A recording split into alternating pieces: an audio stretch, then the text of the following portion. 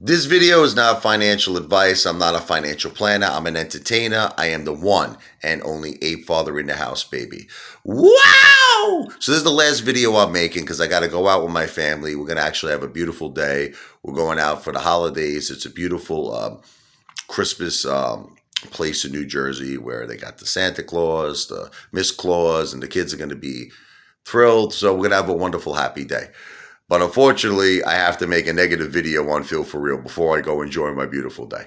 All right, I have to say something about Phil For Real. I'm really shocked how stupid this guy is. Like, I actually had respect for this guy. I really did. I thought he was a smart guy. I thought he was an ape with diamond balls of steel. Now I realize that the only balls this guy has are like tiny great balls. His balls are even smaller than Lou's balls. He makes Lou look like the king of friggin' ballsack guy. That's how weak and pathetic Phil For Real is. The guy is a loser. The guy has no idea what he's talking about. He sounds like, you know what he sounds like? I hate to say it, what's the word for a person who like constantly gives credit to someone who steals from them? It's almost like a bitch. I hate to say it, it's like, I don't want to get into it, but imagine like you're in a relationship, let's just say, with a very dominant, like, let's just call it a man, okay? And the man treats the woman like shit. He slaps the woman, he beats the woman up, he leaves her home all day and pays her no attention and lets her do all the dirty work and clean up the bathroom and clean up the house. He throws her a little bit of, after he finishes eating his porterhouse steak, there's a little drop left, he throws it to her. He basically treats her like a peasant, right? That's the way Adam Aaron is treating the apes. And Phil seems to like it. Okay, Phil For Real likes to be treated like a bitch. He enjoys it. I didn't realize this about you, Phil. I didn't know you went that way. But he seems to enjoy being bent over, okay? And he likes taking it from Adam Aaron. He loves it. He's like, ooh, give me more, Adam. I love it, Adam. I want more. Lube it up, Adam. But Adam wouldn't even give you that courtesy, Phil. Adam Aaron will not lube it up for you. He's giving it to you dry and raw. And you like it that way. You like it. So, his whole video is saying what a wonderful job Adam is doing, how he's fighting for us, how he's listening to us. Yeah, all right. Phil, here's the only thing that Adam Aaron did. You want to hear what he did? Okay. He used the apes to drive up the stock he first sold at the $73 level. Let me educate you, Phil. Phil the bitch. Okay, you don't even deserve the word sheep. Sheep is not a good enough term for you, brother. You're Phil the bitch. Okay, so Adam sold at 70, like whatever it was, a high 73. That's the first time he sold. And by the way, he gave Ken Griffin the biggest gift of his life because let me tell you something. I believe personally now that Adam Aaron was the cause of AMC going down. When he first sold at the high level. Because if he didn't sell at that level, Phil, we probably would have had the FOMO buying, we probably would have went over the top, and we would have already had the MOAS. So you could thank, okay, your master, Adam Aaron, you could thank him for stopping AMC from MOASing back then. Then he sold again in the 40 range, $625,000 shares. Then he sold again at the 30 range. And guess what, Phil? Come the new year, he's going to sell some more. So I guess you're going to be really happy when he sells some more, right? When he sells some more, you're going to bend over again. Say, Adam, do you want some more pleasure? I'm ready, baby. I'm ready to give it to you, baby. Come on, give it to you, baby. Ooh. Come on, get down on it. Get down on it. I feel for real. Get down on Adam Aaron's balls. Seem like you like it. I mean, I gotta tell you, man, when I first started watching Phil For Real, I thought he was like this tough guy. I really did. I thought he was like a gangster. He calls himself the original OG. And I bought into it. I'm like, this guy's a tough guy, man. This guy, bro, you're a pansy. You're a pansy. You're worse than Lou. You're a pansy. You're a wimp, bro. I mean, because it's like you're taking it up the fucking ass from Adam Aaron. And not only that, you're loving it.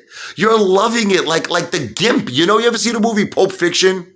How they kept the gimp downstairs. They had him wrapped up in the leather outfit and they had everything, you had him taped up and they kept him in this box, this wooden box. And they would only take him out of the wooden box when they wanted to abuse him. That's how you are. I mean, I'm sorry, man. I have lost so much respect for you. I thought that you were something else, man. I didn't realize that you were just like a little bitch, a chump. I mean, what's wrong with you, man? Wake up. You are being used and abused by Adam Aaron. Okay, now, for all the true apes that are not bitches like Phil for real, here's how we win. Okay, here's how we win. We have to protest. You understand? But not just one time. In New York, we have to do it in Washington. We have to do it nationwide. Okay, I am going to coordinate with apes nationwide and worldwide.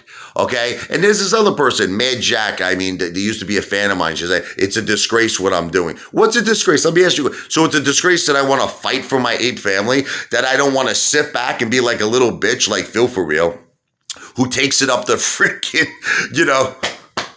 the backside. All right, so that makes me a bad person? No. It makes me a leader.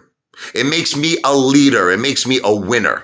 That's what it makes me, okay? And Ape Island is a catalyst. Don't you say, we're all waiting for Adam Aaron to do something. He's not doing anything. He's too busy taking out money. He's too busy. He's having probably a big celebration of Christmas. You want to know this? All the apes like me, I'm down 100,000 on AMC. I'm sure there are a lot of apes down as well, okay? I mean, not every ape got in from the beginning, okay? But while Adam Aaron is celebrating his Christmas with all the tens and tens of millions of dollars he got because of the apes, a lot of us are struggling.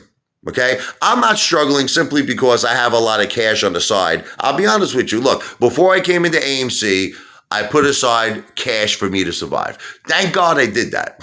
Okay, thank God maybe I had an angel, a guardian angel, that I did that, because if I didn't do that, I would be in a lot. I would tell you something. I would not be eating like you see, the $300 dinners all the time. I would be in a lot of trouble. But I put aside $100,000 for myself and my family to live. And thank God, I also did some trading with Prague. I made a little bit of money back, so I was able to kind of replenish that money. Okay, but now I'm holding Prague because I bought back in around 274. And I have a feeling it's going to go back to 5. And I have a very large position of that. So I feel like I'm going to get my money back that way in the event that AMC doesn't go up. But if AMC goes up, I'll make my money back. The reason I don't have so much confidence, you want to know what it is? See, Prague to me is different. I'm going to tell you what it is. Prague is based on the company's fundamentals. It's not based on a short squeeze. I mean, I know originally all the retail went into Prague because it was based on a potential short squeeze. But now that they see all the patents and the revolutionary technology, how they're going to turn Humira, which is right now being taken by needles and injection, they're going to turn it into a pill form, and all the other patents that they have that are going to be absolutely revolutionary. They're going to disrupt $100 billion industry. It's something that will be a $50 to maybe even a $70 stock. I would say within a year or so. Prague's a winner. Okay. And Prague could really be a grand slam, not just a home run, a grand slam. The problem with AMC is this: it's all based on a squeeze. It's all based on the mother of all short squeezes. And if there is not, a squeeze, then it just becomes a fundamental play. And AMC is not a fundamental play. And that's why what I'm trying to make all of you understand is we have to do what's called a forced margin call for AMC. That's how we're going to win. We're not going to win by doing nothing like Phil for real, who's just, bending over for Adam Aaron. We're not going to win that way. We're going to win by causing a forced margin call. How are we going to do that? We need major awareness. Protest, Ape Island. Those are the two winners. Ape Island, once again, think about how the world will look at the apes. You want to talk about like how they're going to look at us? They're going to look at us like we're champions. We're going to buy our own island. Like, come on, don't you think that's impressive? Don't you think that's impressive? We're going to buy our own island dedicated to the apes. The real apes, okay? Not the sheep, not the bitches like Phil for real. The real apes with diamond balls of steel, okay? And we're going to party on this island. We're going to have raceways with Lamborghinis, Ferraris, Bentleys, Porsches. We're going to have restaurants with the best chefs, Italian food, Japanese food, Chinese food, Mexican, everything.